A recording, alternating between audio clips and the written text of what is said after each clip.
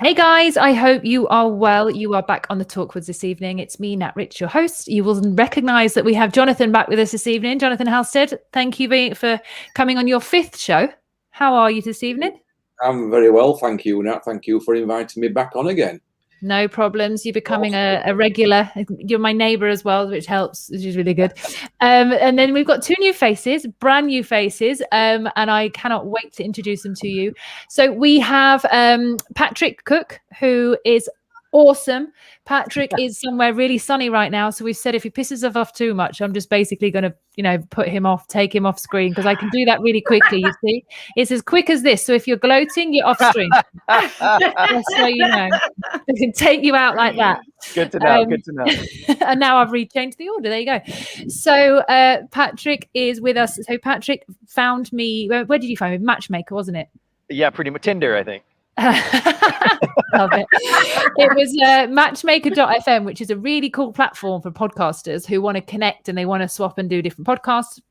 Patrick reached out and he had me on his podcast, which was amazing. And I thought I need to return the favor. And here he is on Thanks mine. for having me. No problem at all. I love it. What did we talk about on your podcast? What was it? Conscious sex, unfucking your money, and something else. That was really exciting. Yes. Yeah, I love that. So we're back talking about what the fuck is a spiritual awakening, and we're going to go down that rabbit hole. And then we also have a series with Patrick as well that we're going to be doing with some of his other guests, because I've stalked his podcast and thought, oh my God, I love his guests. And then we're going to do a whole group with his guests as well, which is amazing. So that's up and coming in March, I think. Are we in March? Or no, February? Getting there. Yeah, we're in February. Oh my God. Where is the time going? It's crazy, isn't it? So yes, Patrick's with us tonight. Do you want to tell us a little bit about yourself, Patrick, and what you do to explain yourself to the audience? Yeah, I'm kind of a multifaceted kind of guy. I do transformational coaching. I've got a couple of different programs. One's called Reset for helping people overcome alcohol in a more empowered way than the traditional 12-step methods. I have another program called the Fuck Yes Club, which is more about finding your deep purpose and your passion in life. And then I also produce music, and I just started my podcast, which is really exciting, called Being. That's being-podcast.com if you want to check it out. Amazing. There you go. And we have Rachel. Rachel is someone I've known for, how long has it been now, Rachel? Has it been 2 years or so? Probably. Yeah, I think somewhere 2 or 3 years, maybe. Yeah, 2 or 3 years. Yeah. So Rachel, I'm going to tell you a little bit about Rachel from my perspective of when I met Rachel. It was through our mutual friend Kat, and I think the first time we kind of had a chat was probably just on the phone, wasn't it? But then when I met you in the real world, in the physical world, which we can't do right now, you rocked up to where I was living with Kat. And I fell in love with this woman and her stories. Like, your stories match my stories and made me realize I wasn't the only crazy person in town. And the way that you talk about what you do is so down to earth, so chilled. It gives me goosebumps when you're talking about it, because I know how real it is and how much kind of fun you actually put into some of the most difficult parts of your life, which I love. And your brand that you have as well online just looks so good. If anybody wants to check out and you fall in love with Rachel like I did, you can check her out underneath. As with everyone else, the links are under the show, under the video. But it's just this down to earth, grounded, spiritual warrior, and I'm like, yes, this is what we want. So yeah, Rachel, I thought it would be awesome to go into that with you tonight as well, and with these guys. I think all of us this evening have got our own stories to tell. So do you want to tell us a little bit about what you do from your perspective, rather than me just blowing steam up your ass, basically? I like it. It sounds like very Goop-like, doesn't it? I'm having some kind of treatment where I get steam blown up my ass. Love it. It's the new wellness trend, guys. My name is Rachel. My company is Wealth and Wellbeing. I also have a private membership for women who are looking to connect to themselves on a different level, called Clear Club. And basically what I do is I stop people's emotions hijacking their lives. And I do that by kind of teaching, I guess I'm kind of like an emotional bomb disposal unit for people. This is how I kind of like think about it. So I just teach, really down to earth tools that people can actually use. I try and make everything really relatable. I think it's really important. And I'm all about empowering the individual. I really feel that there's a lot, I have to be careful what I say because I'm not saying anyone, but I feel like there's a lot of well-being stuff out there where, oh, you're not quite fixed yet until you do my next level of my course. Yes. And luckily for you, It's on an offer. level just so happens to be ready right now, that you're just so happening to be in the thing. And I'm just like, oh, fuck that shit. I want to empower people. You're not broken. There's nothing wrong with you. You don't need fixing. You just need to find the right tools that are going to work for you. Once you can master your emotional life, your mindset is going to fall into place, and you're going to be much more confident, happier, calmer. You're going to be able to have better relationships with people because you can connect more. And, you know, if you choose to continue working with me in that space, because the work's never done, let's face it, I'm sure we'll all talk about that. There's always an offer on. But I want it to be like a choice thing, and not a like, oh, wow, you're not quite there yet, are you, babe? You know, it's just like, oh, come on, let's empower people to make the best choices for themselves, you know. So that's, I guess, that in a nutshell, that's what I'm about. I love it. And that's, you can see why I love her. You can see how down to earth it is. It's gorgeous. And I didn't tell you, Rachel, but we've got Jonathan, who's also a sound healer. So you two are going to have a lot in common. Yeah. So I kept that one for on the air. Jonathan lives not far from me, and I've been for a sound healing session with Jonathan, and I've had a reading with Jonathan, and they are amazing. And I just thought, you know what, I want to share as much time as I can, because I love your energy, Jonathan. So I just keep bringing him on basically for any subject I think he'll be worth talking to about. And here we are.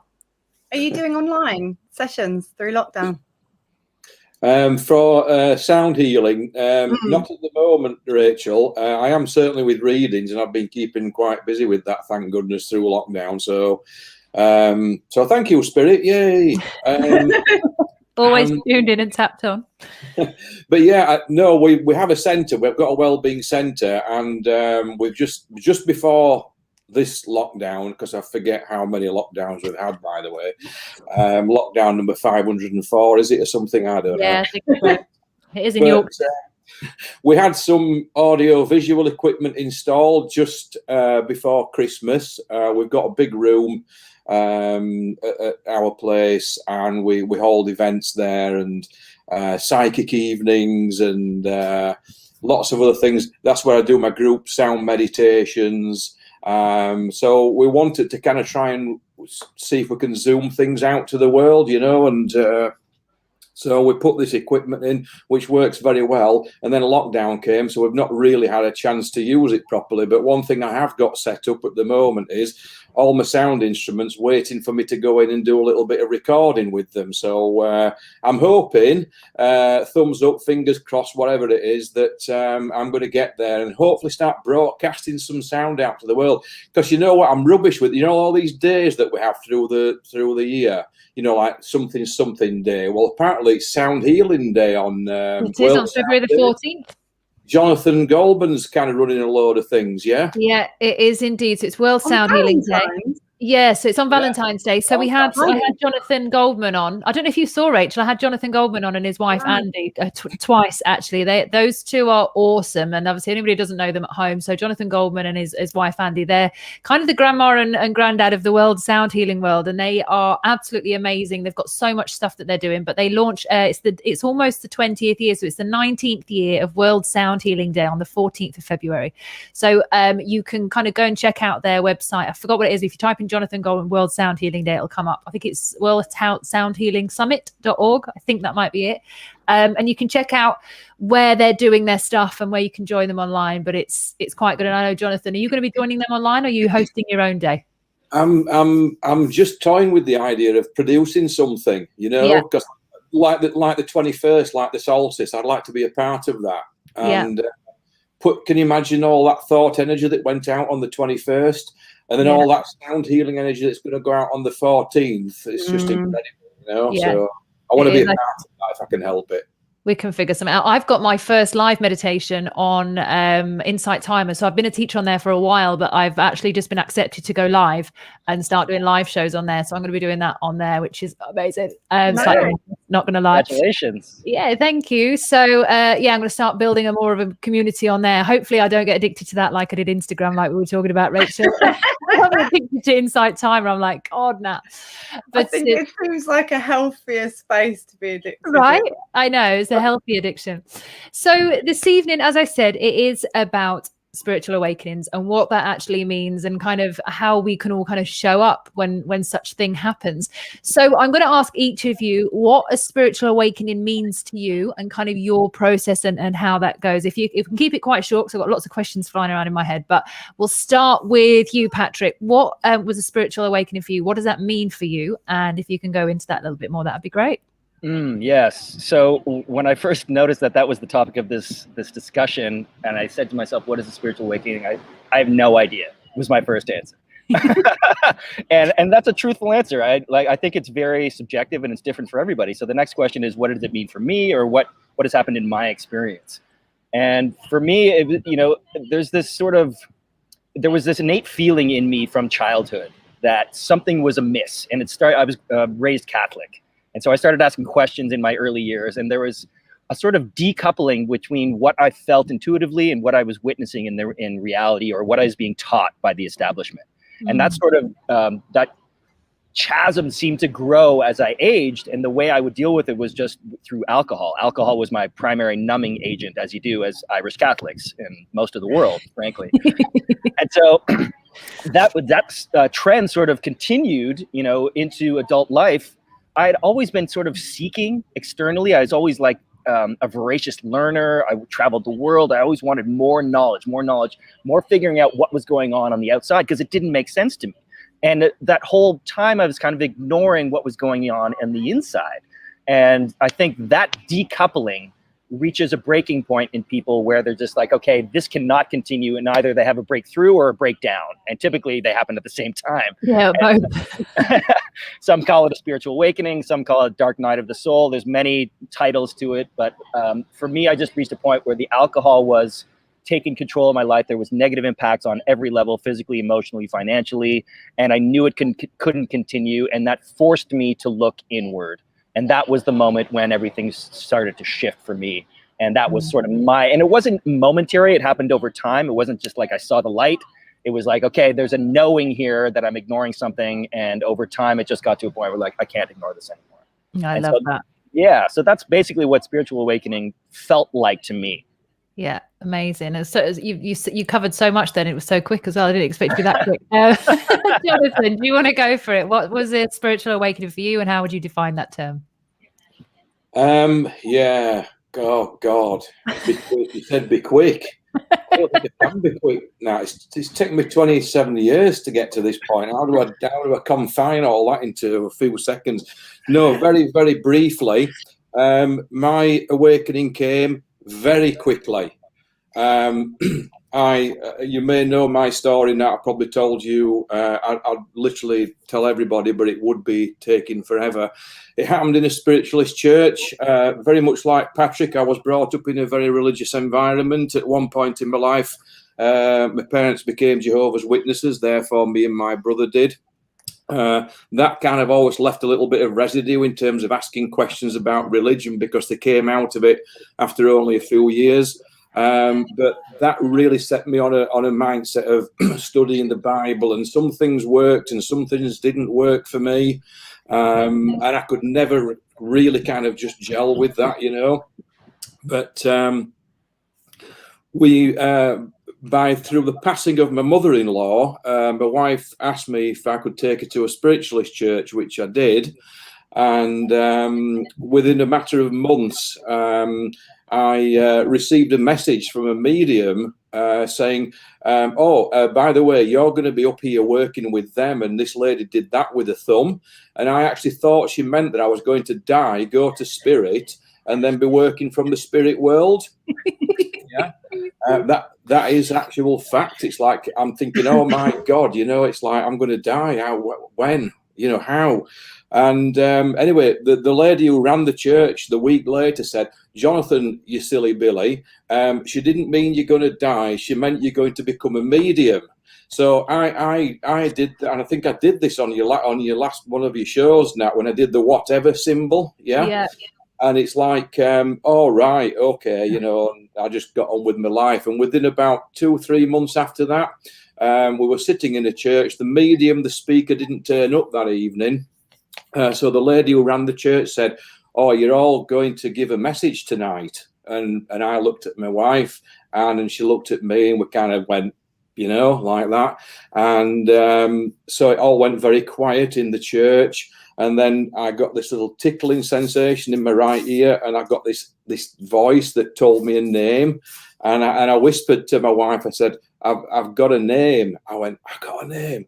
So she stuck her hand up, and the lady who ran the church said, yes, can the lady please stand up? And she says, no, it's not me, it's him. Yeah, and pointed to me.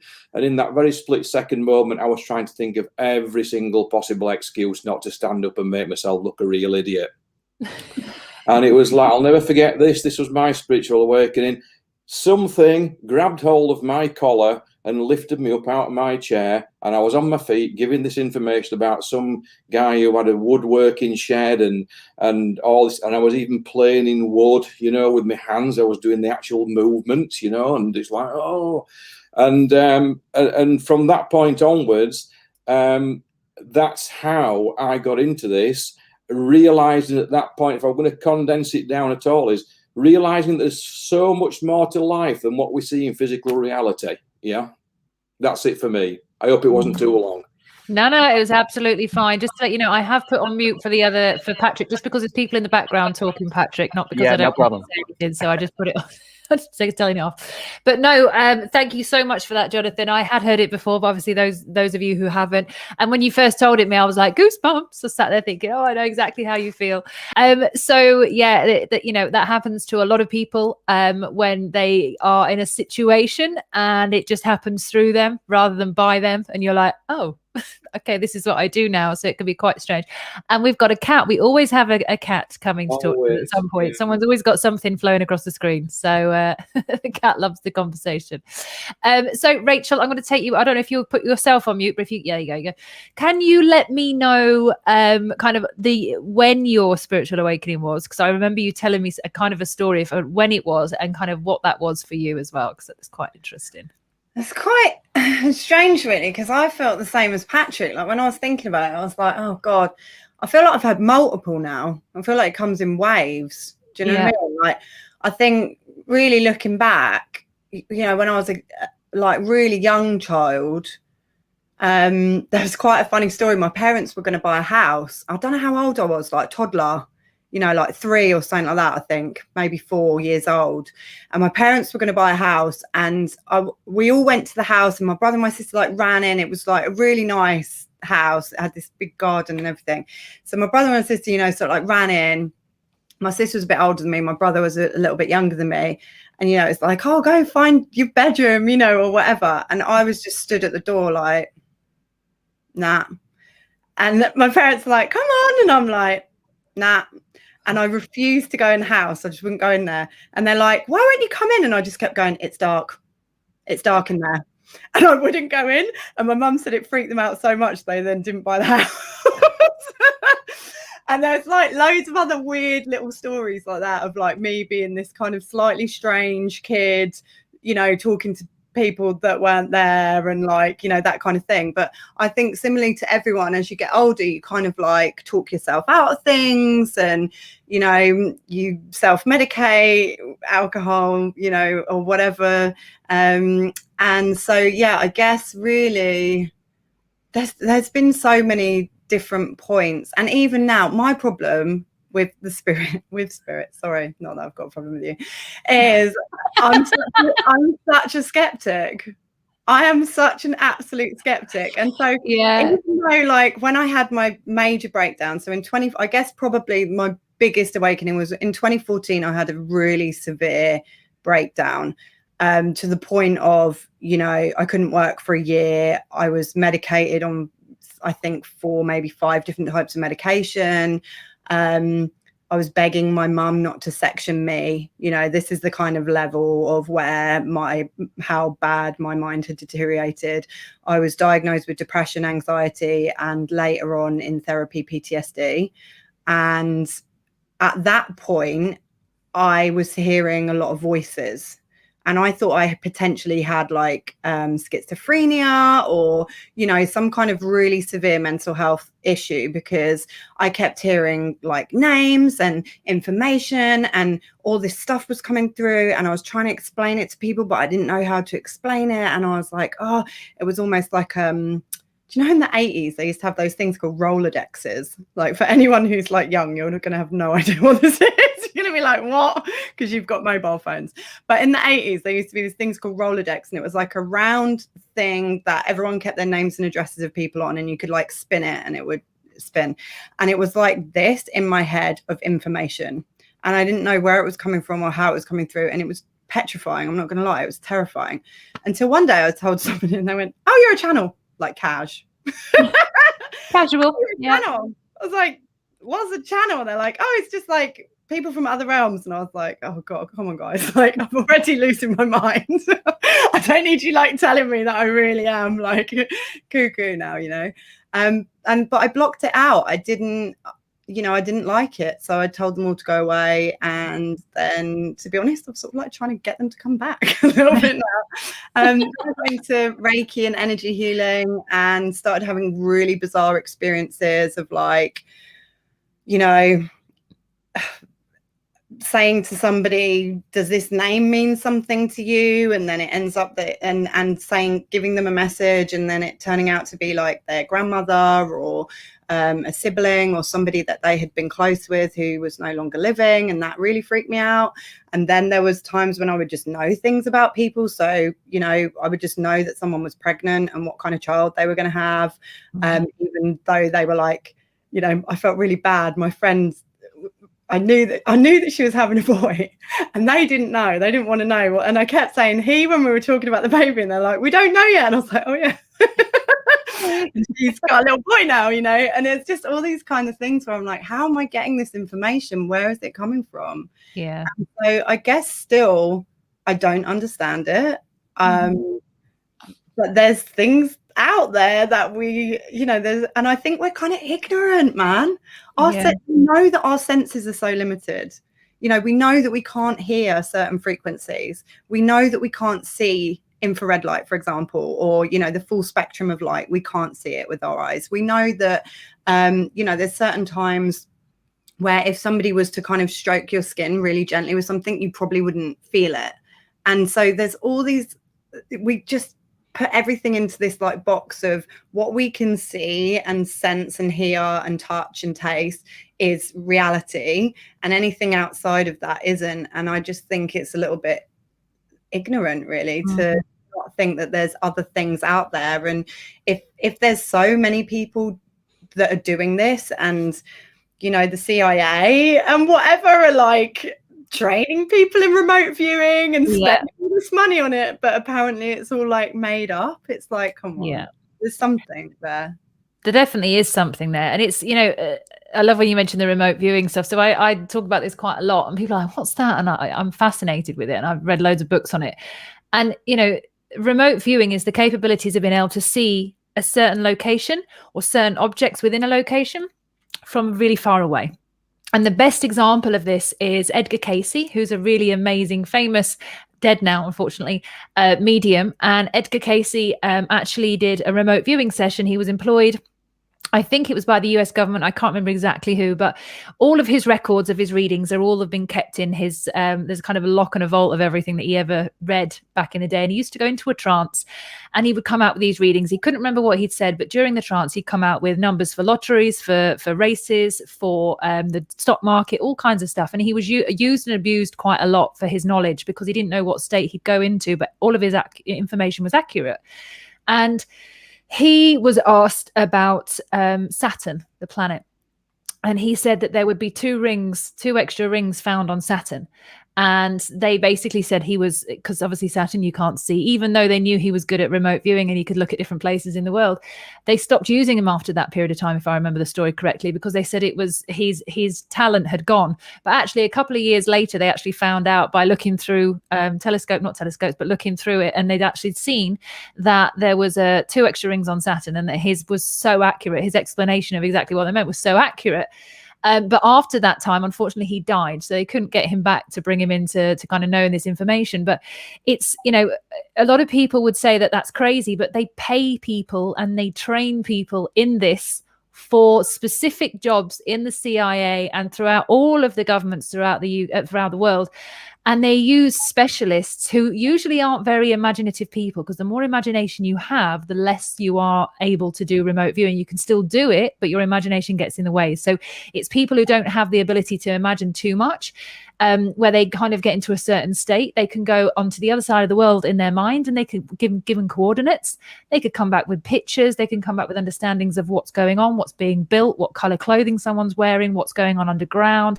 Through walls, they can see everything. And this stuff is an entire operation that's funded in every single country around the world. So this stuff that we're talking about today is very real, whether you believe it or not. You know, it's up to the other person whether they believe it, because that's what matters. It's not about whether you believe it or not. And this is, for me, my own spiritual awakening, should we say, was more of an awareness, like a jump in awareness, when it was in 2009, and I came back from Ibiza. And I've told this story before, so anybody that's listening, sorry if you've heard it like 50 times, but you know, heck, you're on my channel. So the time, and I remember saying to my friend, I'd come back from Ibiza and I was grey. I mean, I had a tan, but I was grey. I'd had so many drugs, so much alcohol, and I was just, and I was thinking to myself, you know, what is better than, you know, I've partied in all the best places, all the best DJs. What else is out there? I can't, you know, this can't just be life. What else is there to life? Because the parties can't just be it. And I sat on this bed and I'm like, there's got to be something more to life. And in my mind, this guy came up, and I texted him, and John, he might be watching, and I texted him and I said, hey, I've got this question in my head. And we were chatting, and he said, come and meet me for lunch. So I went and met him for lunch. And he said to me, and it was really significant, because he said to me, it was really kind of cryptic. And he said, there is something more to life, but I'm not going to tell you what it is. He said, but go and research the Twin Towers. And I'm like, what, you mean the ones that the planes flew in? He's like, yeah, the Twin Towers. I'm not going to say anything else. Go and research those. So I, you know, went off with my little laptop that night, went researching the Twin Towers, and I'm looking at it, and I saw all this conspiracy stuff that you call conspiracy coming up. And I'm like, hold on a minute. Like, they couldn't find almost 3,000 bodies or whatever it was in all the rubble. They couldn't find them. Nowhere to be seen, disappeared. These people are gone. But they somehow found the paper passport from the guy's pocket that was flying the plane that came in. And I'm just like, that would have fallen out of his pocket, gone all the way down the bottom of the tower, and landed right in the place for someone to go, aha, slightly singed. This must be the pilot of the plane. I'm like, that sounds like the most fucked up story I've ever heard. That cannot be true. And then that little bit in my mind was like, something else is going on. So I, you know, put the glasses on and went sniffing around and been like, this does not make sense. And it was that opening of, we're being lied to in some way, for some reason. Why, I don't know, but there's a crack, and I'm going to go down that little rabbit hole. And then obviously I got lost, ended up having a breakdown / through, and things just changed in my life. My understanding of things just widened. And from about a year after, I'd done a Reiki session, and I'd actually done a Reiki session on someone, because I got told to practice Reiki, to learn how to do Reiki. And I'd done a Reiki session on someone, and it was my first ever one. And I remember this tiny little woman, she's about this big. She's like 63, she was. Her name was Sue. And she's so small and delicate. And I did this Reiki session, and I couldn't feel my hands. And I'm like, I could feel energy, but I couldn't feel anything else. And then my hands, from my arms to the end of my fingers, I couldn't feel anything. And I'm just under her head. And then I start moving over her body, and my hands are getting freezing, and I'm working my way around it. And then at the end of it, I'm thinking, what the hell was that? And I was getting messages in my mind, like, tell this woman, give her love, give her love. And I'm thinking, who's talking? Like, what's going on? You know, like, I'm just doing this Reiki session thinking, what the fuck? And I've been telepathic before, but never have I heard words. It was more like, I'll explain that in a moment.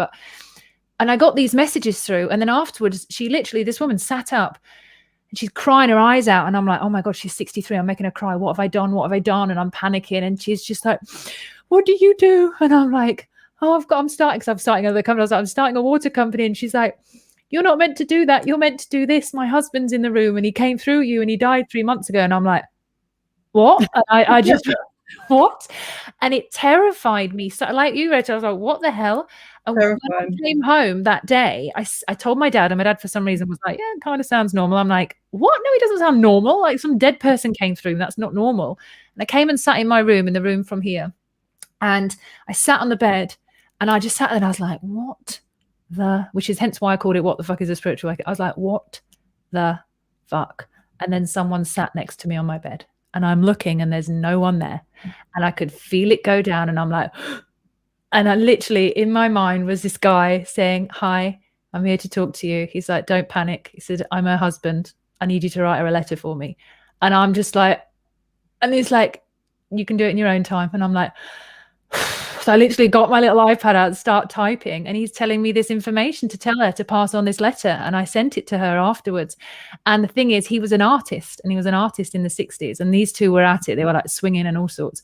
And he painted a naked picture of her. Stunning, apparently. But they left it in the attic and they never showed the kids because obviously they didn't want to portray this scenario of them being quite sexual. So he got me to explain this and put it into the letter and told her, basically after he died, he said, get the painting out of the attic and go and put it in the house. I want the kids to know who I was.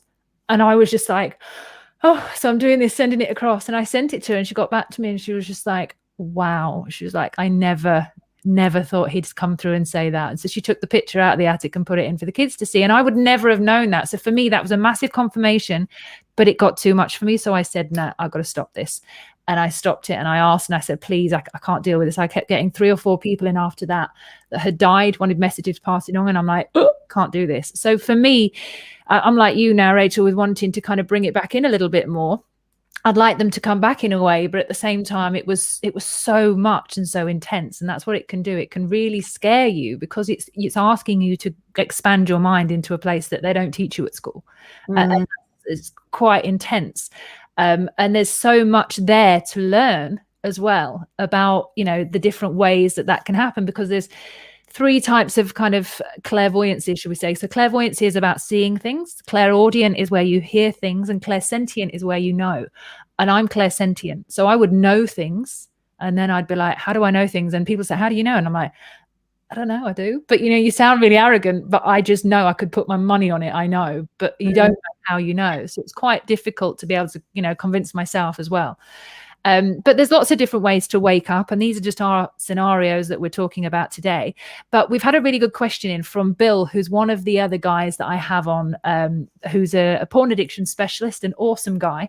So there's going to be a show, actually, Patrick, with you, me and him, and another guest, so you guys are going to get to see each other. But Bill's put, how do each of the guests respond to someone who has had a spiritual awakening and who is wishing or hoping for a spiritual awakening for someone in their life? So we can't ever make that happen, but I'd love to ask each of you to see if you've got a kind of answer to that. So Patrick, I'm going to start with you. I will take you off mute because that's me putting you on there.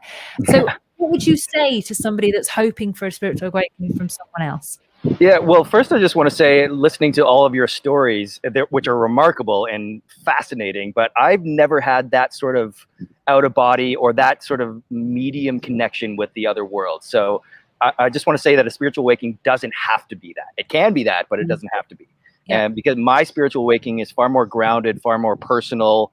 I consider myself empathic. And so it was more embodying a power that I knew I had already and was terrified of. So I just wanted to put that out there. But for somebody that's wanting to have a spiritual awakening, you know, it's just, I think Rachel said it perfectly. It's not going to happen in a way that you might expect, because we're so trained to look at the world through one lens, one perspective, and it's in my opinion a control mechanism by the power structure, and that's a whole other topic we could spend an hour on. But moving beyond what you think you know and what you've been taught, and just being open to other possibilities. And there's lots of different ways. Meditation is a fantastic, easy access way it's a way to know yourself absent of external influence. And that's a great place to start, because instead of being influenced by the outer world or looking externally for validation, like we're all taught to in school, it's just stillness, knowing, and an understanding of what your essence is at the truest level. So that's a great place to start. And then plant medicine has been a massive impact on my life. Again, it's a way to sort of expand your perspective, your knowingness, to see beyond your physical senses and to become aware of a consciousness and a universe in other dimensions that gives you a perspective when you do come back to this dimension. You're like, oh shit, there's so much more. And then the challenge then becomes integration. How do I still operate in this 3D world with this knowingness of what's beyond? And so I think and I think Rachel said it as well, it's a surrendering. It's a trust that there is more, and just being open to more than what we've been taught in school or what the authority figures in our lives are telling us. That's what I would say. Yeah. And what would your perspective be on us hoping that our partner or someone in our life would also have that? that is so relevant for me, because as I was going through my transformation, my marriage was also breaking down at the same time. Tough to say. I don't want to say specifically why, but part of the reason was we were growing in different directions. And so now what I've learned is you can't change other people. All you can do is change yourself. And so that I took on that I don't want to say burden, but that challenge in myself is just like, okay, my understanding is I can only control myself.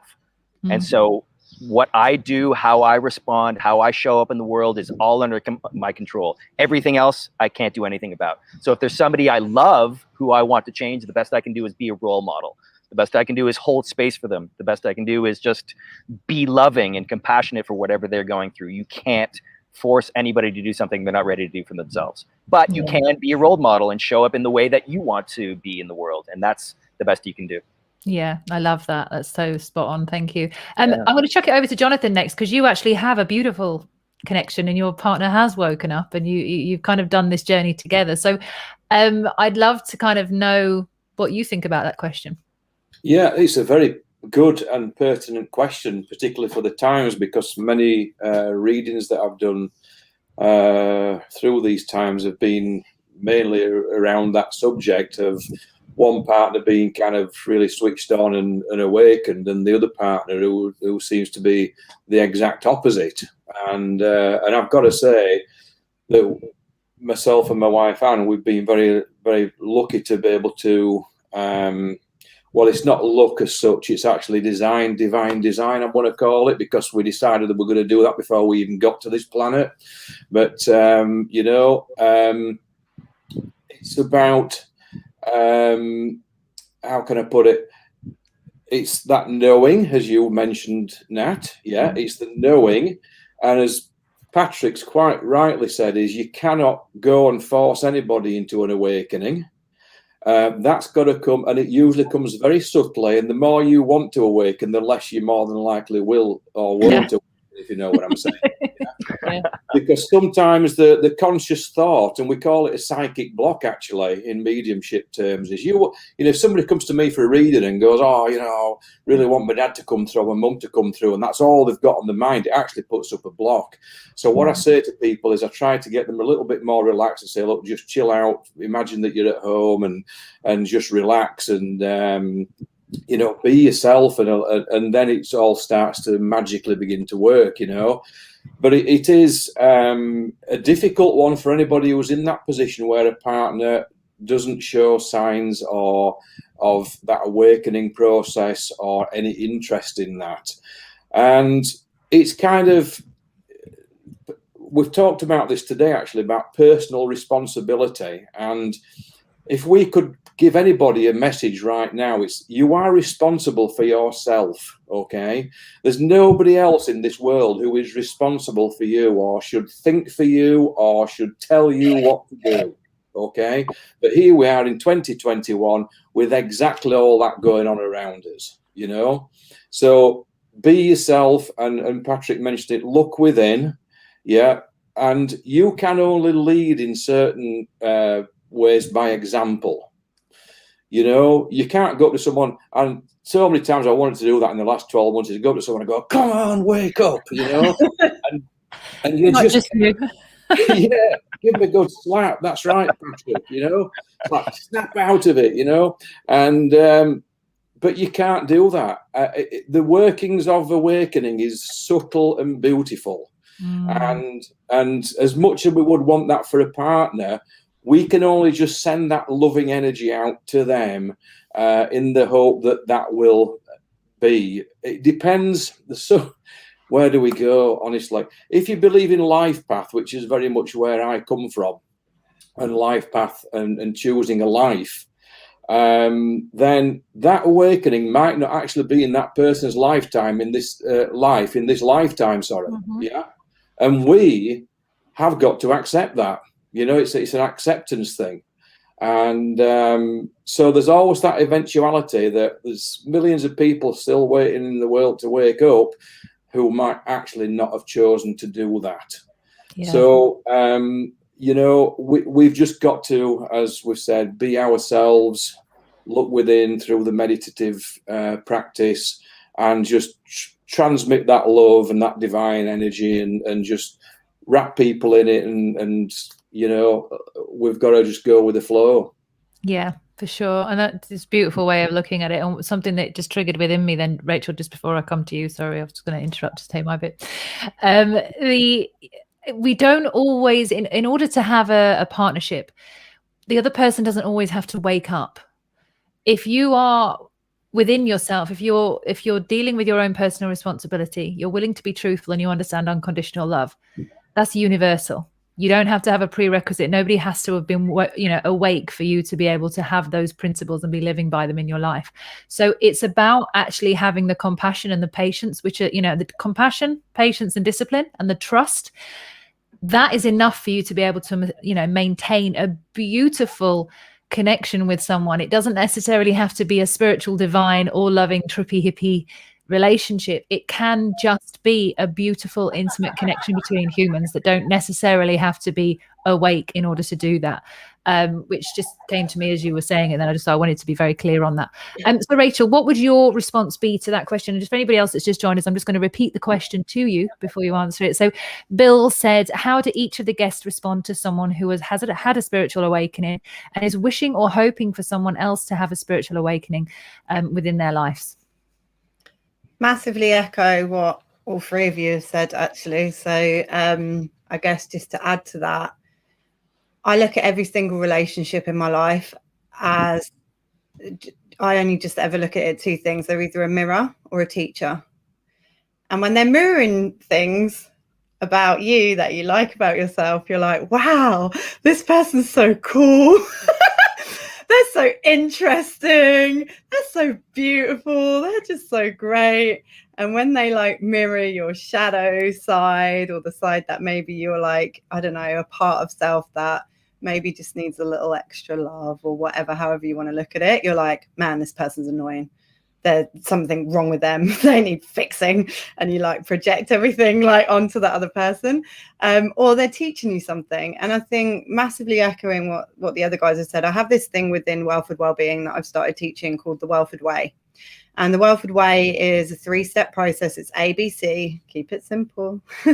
And the first step is awareness. So, you know, you've already got that awareness. I'm awake and they're not. And that bothers me for some reason. So then it's about getting brave. And within that, you've got to look at your boundaries.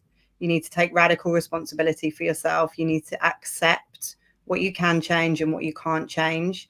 You need to look at where are you getting your validation from and look at your values. So, you know, maybe it's that actually in this relationship now that you're awake and they're not, somehow your values don't align anymore. That doesn't make them a bad person. It doesn't mean they did something wrong or whatever. It just may be where you've changed and they haven't. There's a misalignment there now in terms of certain things. Like if you're taking full responsibility for all your emotions, all your thoughts, you're, you know, accepting things that you can and can't change, your values may have personally changed, you're getting your validation from internal, not external sources, and the other person isn't, that can be a very frustrating situation to be in. You need to look at energy, you know, look after your own energy. No offense, like mind your own business, you know, like a lot of the time, like people are getting in each other's energy, like ground yourself, be in your space. And, you know, I don't even like when people talk about energy protection, because we're all connected. We all have the same frigging energy. So you don't really necessarily need to protect yourself. You just need to hold your own energy space, in my opinion. And then from that point, you can choose. And that's the C. And within C, there's kind of 3 main points within C. Choice, you know, and you can choose to stay with that person. You can choose to leave. You can choose to work on it. You can choose to hold space for them. There's lots of different choices that you can make within that, but they are choices. We're never stuck. We always have a choice. It's just sometimes it's between this thing that's really shit and another thing that's equally just as shit. So it doesn't feel like a choice, but it's a choice. And be consistent and be passionate. And you know, I think within this, you can't change someone. You can't, and please never force anyone to have a spiritual awakening. Apart from anything, if someone tried to force me to see things I'm not ready to see, I'm going to reject that reality even more and actually resent that person for trying to strip away the things that make me feel safe in my reality. So you can't wake someone up. I massively echo what Patrick said around, you know, you can just be a beacon, if you like, and hopefully other people kind of, you know, I always talk about it in Clear Club, like, be a badass beacon. You know, if you shine your light bright enough, people are going to start asking you, like, hey, what's your secret? Where did you get this light from? You know? Yeah, where can I get myself one of those? I want a torch, you know, like, bring me a torch. But you can't control anyone. You can't make people. And also, I just trust divine timing, you know, like what Jonathan said, it might not be their time this lifetime. Maybe I don't know so much about karma and stuff like that, but, you know, like maybe their path within this lifetime was to learn something, you know, that doesn't include awakening or whatever. And it's not our job to, you know, show them the best way for their life. Like it's their life. So sorry, you're probably hoping that I'd say slap them around a bit, you know, just tell them, like, this is your way. Well, it doesn't work like that. I just want to just bring up like sort of a devil's advocate perspective there. And like you said, Rachel, there's so much value in just shining our light so brightly that other people get curious. And I think there is inherent baked into that, like a responsibility for those who are, you know, awakened to invite others to reflect or to become still or something that might aid in their awakening. Because I think there is a sense of urgency in the world, you know, definitely around the way the world is going right now in a very destructive, negative, evil direction, that there is a responsibility of each citizen. And this is part of my messaging to, okay, we need to wake up to what's really going on in the world. And that doesn't necessarily mean having a massive breakthrough spiritual awakening, but it does mean taking responsibility for your own shit.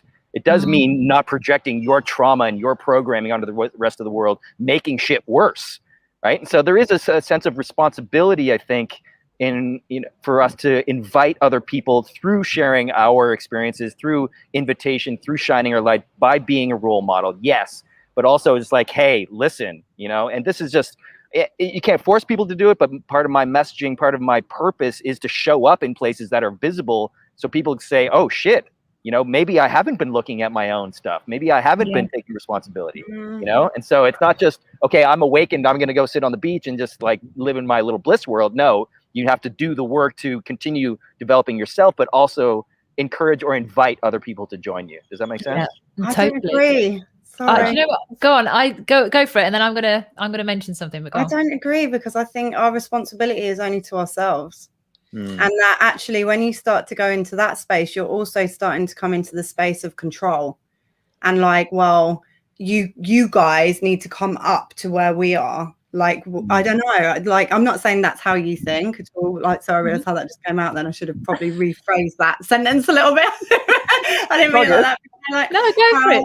Go for it. Sometimes it can be, I don't know. Sometimes in the spiritual world, I think there's like this weird hierarchy, and I think it's fucking bullshit. And it really pisses me off. It's like, I'm more spiritual than you, and I've done ayahuasca 6 times, so you need to listen to me because I'm much closer to spirit. And I'm like, fuck you, man. Like, everyone's on their own path, and actually our responsibility is to ourselves and our connection to spirit. And some people's path, absolutely, Patrick, I completely agree with you, because I feel that part of my journey is to share my story and to say to people like, oh my God, guys, this is so much better. I'm having so much fun. I've never been this happy. And by the way, I healed myself from depression, anxiety, which is a frigging second pandemic of the world. And you might be able to do the same thing, right? Because it worked for me. And I'm not saying if you do the same things as me, it's 100% going to work for you, because everybody's different. But like, try. It might make your life better, right? But equally, if they don't want to, or it doesn't resonate with them, or the tools that I share don't work for them, it doesn't mean that they did it wrong. It doesn't mean my tools don't work. It doesn't, it just means that for whatever reason, they're on that path. And I don't know, I think there's this whole divide at the moment. And I think massively this is exasperated by the algorithmic world that we live in now, of black and white and good and bad and cancel culture. And actually, how about we all just kind of hold space for each other? So it's kind of like, okay, cool. Well, you might not be awake, but actually, what are you teaching me? What can I learn from you as well? Because there's going to be things that that I don't know. There's going to be things that I'm connected to that maybe you're not connected to yet, but we can all teach and share with each other. And the more that we can have this kind of open compassion, instead of this kind of like, once everyone's awake, the whole world, because I get it. I feel that as well a bit sometimes, like, come on, guys, like, how are we still stuck in this thing of like, when you stop drinking and you suddenly see the whole way we're peddled this like poison that, taxable drug for the world that numbs everyone, and is really good at stopping people from feeling, basically, and all these other things. But actually, like, I 100% believe that our full responsibility is only to ourselves. Yeah. Sorry, I just wanted to say, Patrick, I just got your message saying you're at 4%. I'm at 4% on my computer. So if I die, I just want to say thank you for this. Has been awesome. If I die, don't die. I'll hang on.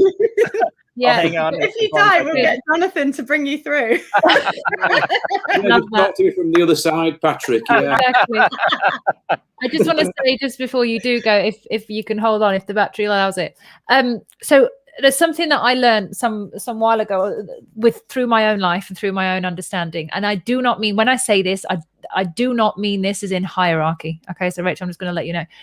There's 4 levels, and I call them levels is because the ego takes it that way. Okay, level 1, this is how I understand spirituality. Level 1, all asleep. Was there too, had my pillow and my blanket, asleep. Level 2, conspiracy, YouTube. Oh my God, I'm lost in a million books. I don't know what to do. I can't breathe. I know about too much information. I don't know where to start. Level 3, oh shit, I need to apply what I've just learned in level 2. Fuck. Okay, so now I've got to get on with it. And now I've got to do my journey. And everybody in level 1 and 2 is pissing me off. Level 4, you're back down to level 1 with compassion, with patience. And you need to understand that no one is having the same journey as you. And it's getting back on that level without the arrogance. It's, for me, the whole essence, and it's like a loop, but it's the whole essence of spirituality is coming back down as if you didn't know shit and walking again. And that's just, for me, that's your second wake up, the one that actually tests you, that makes you go, because you wake up once and you're like, oh my God, I know everything. It's amazing. Yeah, cool. And you start talking about it. Then shit hits the fan and you've got to apply everything you've learned and actually go, oh my God, I actually need to put this into practice. That's wake up number 2. And that's when you come back and you're like, oh God, this is hard, man. This is really awkward, because you think you should know better. And then you get bumped into somebody on level 1 and you're like, why aren't they super spiritual? Why aren't they like me? And it's like, oh, because I'm not leading by example. That would be my thing. That's the bit that it's combining both of your things, Patrick and Rachel. It's like that, the awareness and the patience that somebody doesn't need to come on that journey with me is important, but actually they're teaching me something. They're teaching me how to be patient. The world right now is teaching me how to love more than ever. And people will say, oh, we're all in fear. And I'm like, we're not all in fear. We're all in our truth. Our truth is that we might be fearing everything in our lives. And that's our lesson.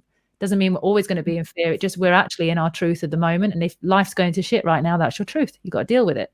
If your relationships are going to shit, that's your truth. You got to deal with it. Finances, oh, look, you haven't got any. That's your truth. You need to deal with it. We're in our truth. It's just nobody ever shone that light and went, hey, look what's in the room. It's all this truth that we've been avoiding.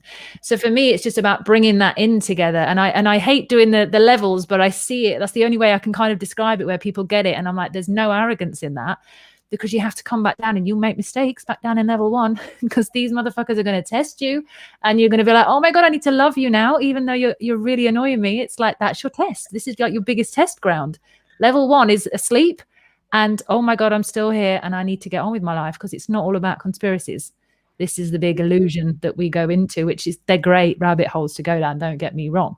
But as long as you know, if you're smoking weed or whatever and you're on a conspiracy hunt, you'll have the time of your life. You'll be like, oh my God, all this truth.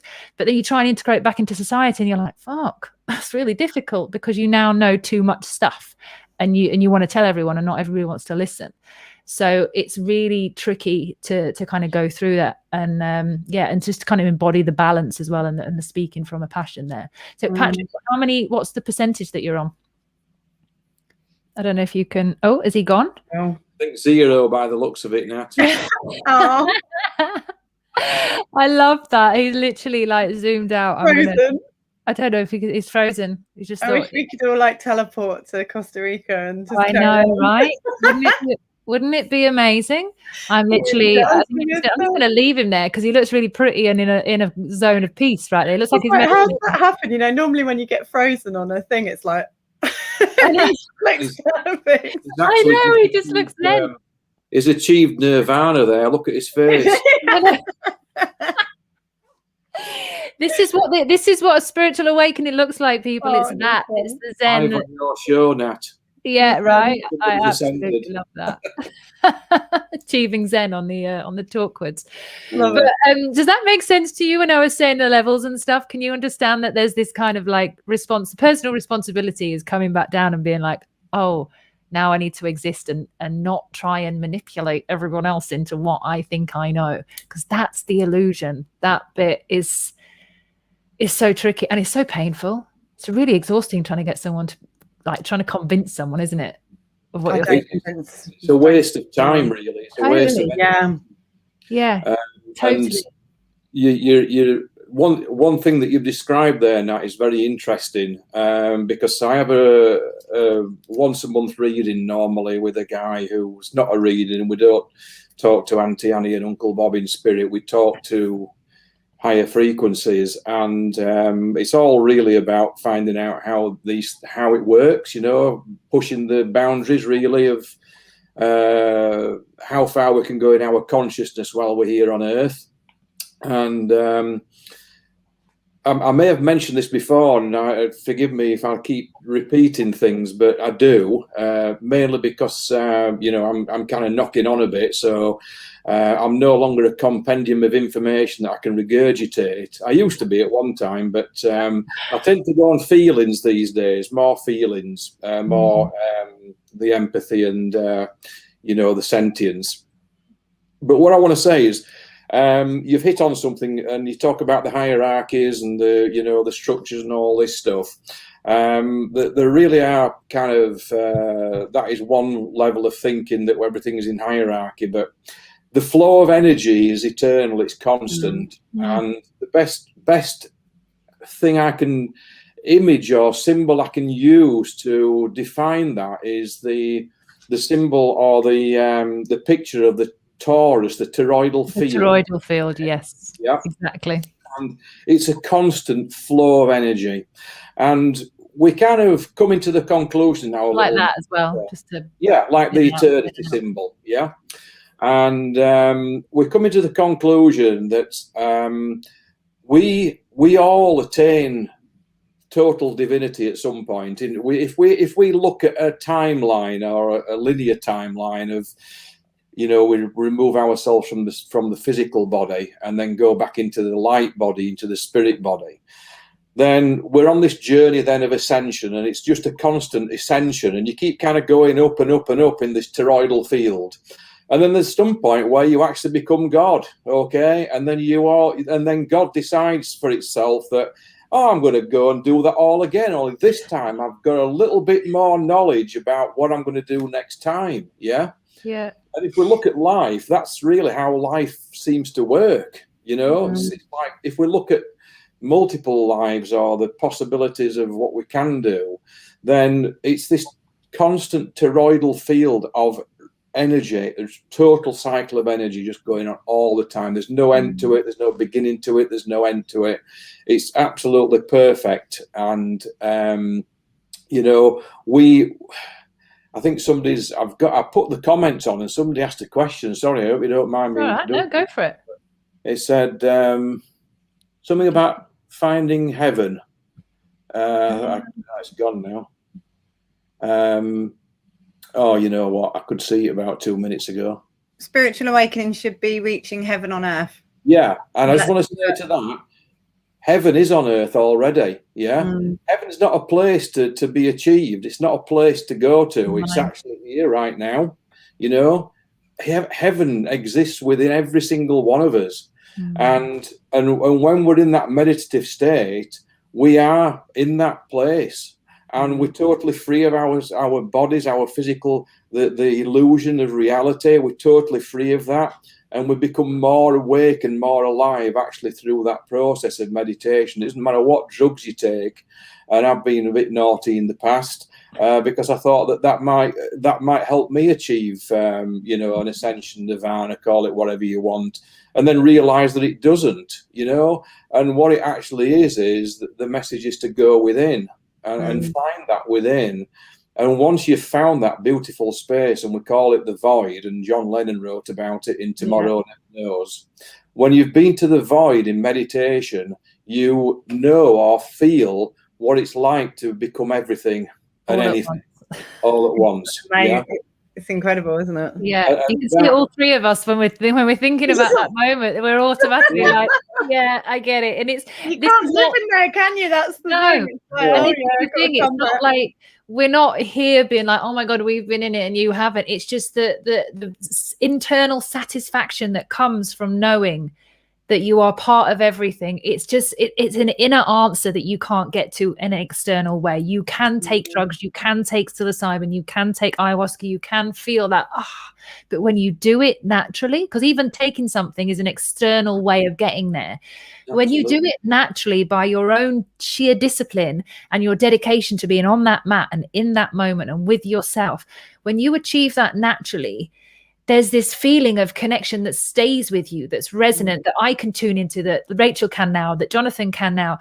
But when you compare that to what you take in psychedelics, you can kind of remember the visuals and part of the story and the trip that you went on. But the internal body feeling for me doesn't come back as it does like when I remember the deepest meditation.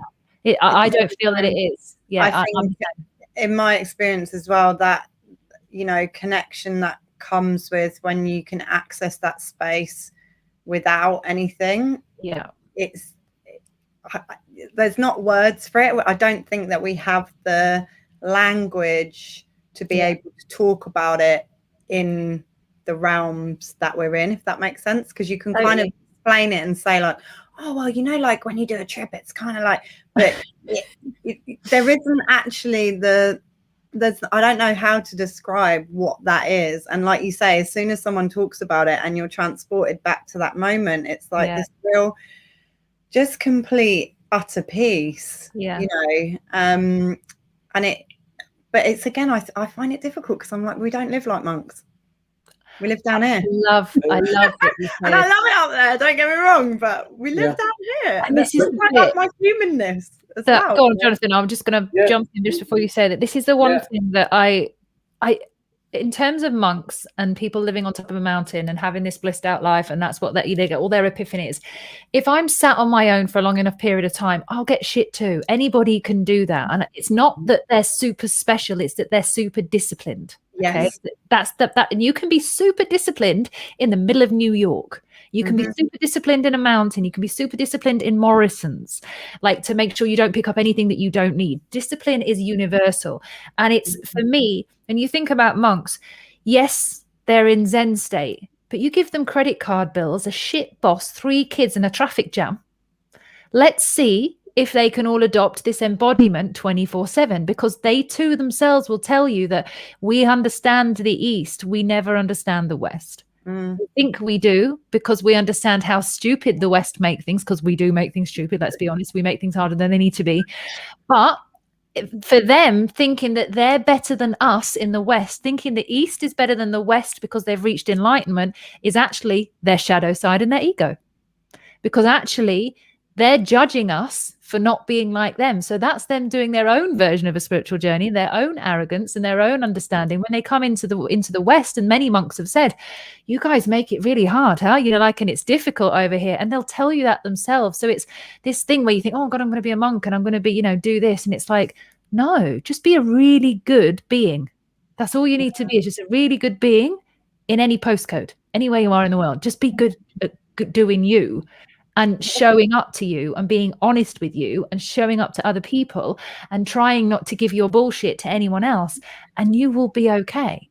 I think it's really important to share that as well, because I think a lot of people, like, you know, I've written a couple of meditation courses and things because I was getting really frustrated often at how meditation was taught, and that people aren't really shown or taught that it's not really about emptying the mind at all. It's about focusing the mind. It's very hard to empty your mind when you know, have got 1 or 2 jobs, you're in the middle of a pandemic, you've got maybe children or other people that are in your life that you're trying to care for, relationships, maybe you're a teacher and you're looking after a classroom full of 30 people, or you're a nurse and you've got the responsibility of all these, you know, it's like then to sit on the mat and find your stillness and your calm with all that going on, you are already a monk. You can do that, you know, and that if you can't do that, it doesn't mean that you failed. And actually just the discipline of being with self every day. I've actually now, I don't call it meditation anymore. I'm just like, I'm going to have a chat with my highest self. Yeah. You know?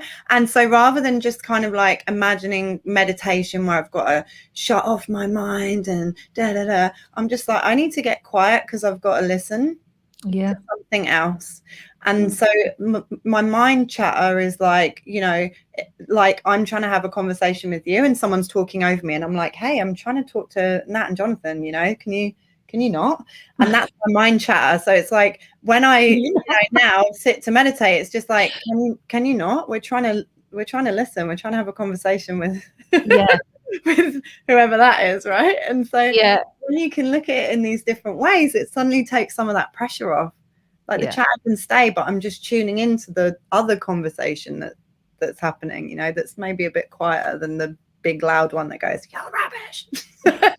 Like, it's amazing, really, that we, you know, we this concept of, oh, empty your mind, as you mentioned, Rachel, and you know what? We are thought form. We are thought in form. So therefore, how can we not have a thought, you know? And it's kind of like, thought is everything. Thought is the whole of creation. Thought is the physical reality, but also the divine reality as well, you know. And it's like, well, have your thoughts, because as you say, you tune in and then you hear something, and it's like we kind of call it mindfulness. What it is, we're in the perfect moment, and that is to me that's the goal for us all right now. If I was to say to anybody, try and achieve connecting with that perfect moment, and you can have all kinds of stuff going on, but try and you've mentioned the word discipline as well. Now, discipline yourself into connecting with that perfect moment, because that's where all the answers lie. You know, every single answer of all the time of whatever is all in that perfect moment, because that is the actual divine spark. Okay. That is what connects us to everything. And once we connect, and this is the remote viewing and everything else that goes along with it, you know, that is the channel to all this information and that we receive and give out on a daily basis. We are beautiful spiritual transmitters of information and receivers of information. So when we go into meditation, I mean, I've had some trippy stuff in meditation, you know. I've been to different planets and all over the place, and I just love it, and I just let myself go with it. And that's another thing. Don't be afraid of it. Don't be afraid of where you're going with this. Let it happen. And oh my God, they'll tell you some amazing things, you know. And so, you know, if you're going to try and awaken, try to connect with the perfect moment. That's where it is. The love, the light, everything, you know. I see it as fun. Like I call it my mind playground. I'm just like, oh, let's go and play in the playground, let's just go. Yeah. Because sometimes it can get so serious, meditation. You're like, oh man, I've had another thought. Oh no, Bridget, and my meditation cushion's really uncomfortable today. And now I'm thinking about an argument that I had 12 years ago, and I've got the perfect ending. That's exactly what I should have said. And you're like, wow, brain. We're having a field day today. Cool. Yeah, exactly. Off you go, man. You just kind of like try and bring a bit of like lightness to it and just be like, you know what? Like for anyone who sat here as well, something I'm actually meant to mention earlier about meditation as well is like sometimes it's not the best tool, actually. Like if you've had trauma, it might not be the best tool for you right now. Maybe some therapy or whatever.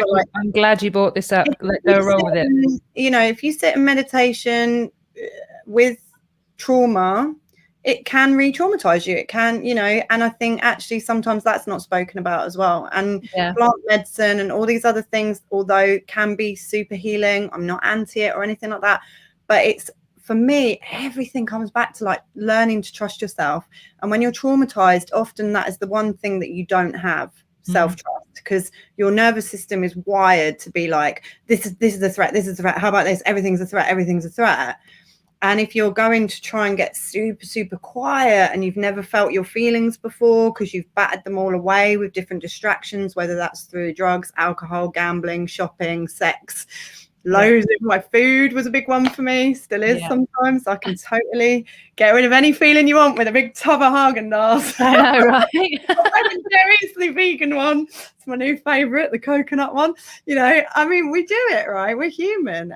But it's about finding the tools that work for you and building that self-trust. And so if you are ever in meditation and you start to think, you know what, this doesn't feel helpful, and this feels a bit much and a bit overwhelming, don't meditate. It's fine. You can come back to it. It's always going to be there. That tool is always available to us. Maybe right now, EFT, EMDR, TRE, breath work, something else that's going to shift the stuff in the body so that then when you sit and get quiet, there's not so much stuff that you're sitting on.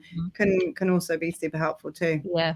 I feel like there's something that I think a lot of people miss, and I'd say a good 70% of people miss this when they start meditation, if not more, actually, is that like most people, we don't have a lot of space or time in our lives. So when we give ourselves space or time, what ends up happening is our mind goes, boom, oh yeah, we got 5 minutes, and it gives you all the ideas that it's been waiting to give to you for ages because it knows that you're listening.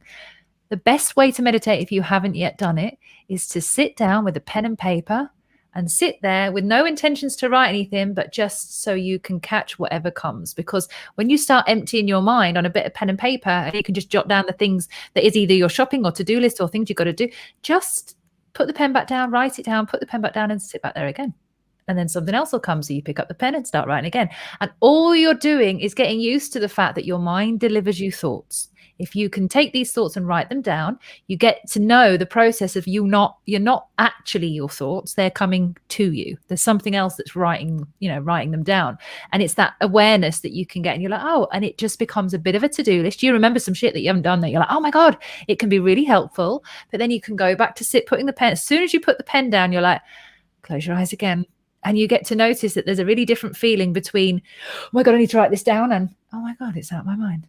Oh my God, I need to write this down. And oh my God, it's out of my mind. You can literally step back into that space of just stillness within yourself with a pen and paper. It's so simple. But I did this myself. And I wished that somebody was telling me to do it because I was like, oh my God, this is really good. And I started sharing it with people and they're like, oh my God, I'm actually remembering stuff. And then they start journaling. And some people never pick up a pen and bother journaling. But as soon as they try this exercise, they start to become people who journal. And that is a way of also emptying the mind, which is really useful. I do the same thing with the what. Have you ever done the why process? No.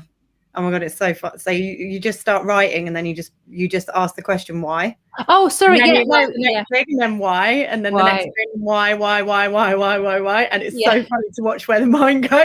It's like sometimes you read it Yeah. back and you're like, wow, okay, that's where we're going with this. Yeah, Like, you can get really embarrassed. You can get really embarrassed by your own mind doing that. I do. oh, Yeah. no, I I do quite know like that. it. I'm like, God, it's wild up there. That depends where your mind's going. But on that note, we are going to leave it there. But I want to thank you guys so much for today. And I really, I loved it. I knew it would be good energy today. I knew that all the different characters would be able to bring something and blend it together really nicely. So, guys, thank you for joining me. I really appreciate it. Thanks for having me. Thank you for No inviting. problem. That's fine. So if anybody wants to get hold of these guys or Patrick that reached enlightenment and buggered off earlier, you can go onto here and you can see all of their websites and everything. I highly recommend a reading with Jonathan. Even if you're not into all of that stuff, I stopped for a long time not wanting any readings, not wanting any extra information. But I knew when I saw you, Jonathan, when I was talking to you, there was something there that I needed to get. And I sat with you, and it has changed my life direction, because obviously now we're moving to Devon and a whole other story of things. But yeah, there's some magic to be had there. And obviously with sound healing, as and when Boris will allow it. And for Rachel's got, was it the Clear Club? Is that right? Clear Club, the wait list is open at the moment. We'll be opening for new people. It's women only on Clear Club, but lots of other things that I do are open to everyone. I have a beautiful album called Live from Lockdown. So if you're into guided meditations and sound healing, then there's 7 different guided meditations and gong meditations on there, which have had incredible feedback from, which has been really fun. So yeah, there's a few different ways to work with me. Amazing. Well, see, guys, I bring you the best things, best people. Love it. So if you haven't already subscribed, please do so. If you like this, please like it and share it. I would be very grateful. And I will see you tomorrow. I have a really interesting show tomorrow, and it's called A Sacred Death. So it's the positive transformational process of death. So it's coming at it from a very different perspective, very spiritual, but in terms of a real kind of shift in awareness and a process. So it's a beautiful experience. So thank you very much for joining us today. You guys stay there. Everybody else at home, I will see you tomorrow at 7 p.m. Bye.